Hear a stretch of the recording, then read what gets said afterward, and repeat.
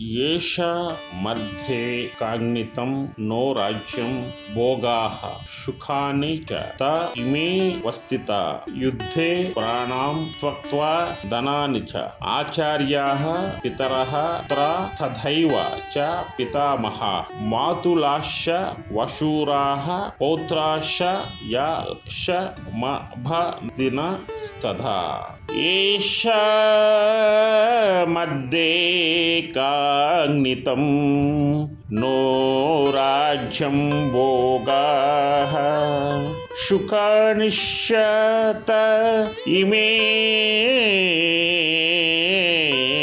వస్థిత యుద్ధే ప్రాణాం త్యక్త్వా ధనాని చ ఆచార్యాః పితరః పుత్రాస్తథైవ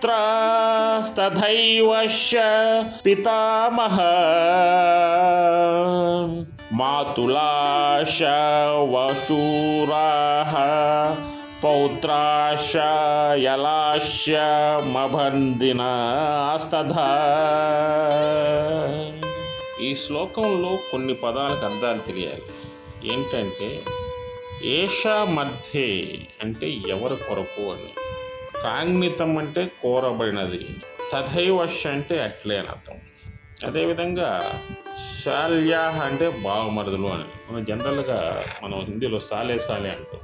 ఇక్కడ సాలే అనే పదం శాల్యా అనే ఒక సాంస్క్రిట్ పదం నుంచి వచ్చింది.